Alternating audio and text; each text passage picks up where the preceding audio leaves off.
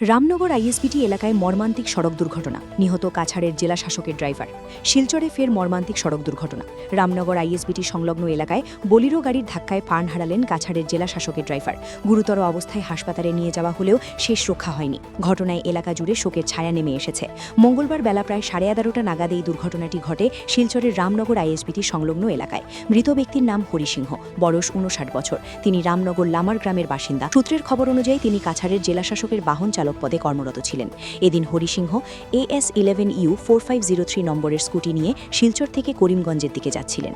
ঠিক তখনই ওনার শরীর হঠাৎ অসুস্থ হয়ে পড়ে বলে জানা গেছে এবং সেই সময়ই পেছন দিক থেকে আসা AS11GC 3949 নম্বরের একটি বোলেরো গাড়ি স্কুটিটিকে সজোরে ধাক্কা মারে।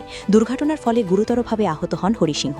স্থানীয় লোকজন দ্রুত তাকে উদ্ধার করে শিলচর মেডিকেল কলেজ ও হাসপাতালে নিয়ে যান, কিন্তু চিকিৎসাধীন অবস্থায় সেখানেই তার মৃত্যু হয়। এই মর্মান্তিক ঘটনায় এলাকায় শোকের ছায়া নেমে এসেছে। পুলিশ গাড়িটি আটক করেছে বলে জানা গেছে এবং ঘটনার তদন্ত শুরু হয়েছে। এদিকে দিনের বেলায় ব্যস্ত সড়কে এমন দুর্ঘটনা নতুন করে প্রশ্ন তুলছে সড়ক নিরাপত্তা নিয়ে। শিলচর থেকে দিলওয়ার হোসেন বড়ভূইয়ার সাথে ব্যুরো রিপোর্ট, ঈশান বাংলা নিউজ, শিলচর।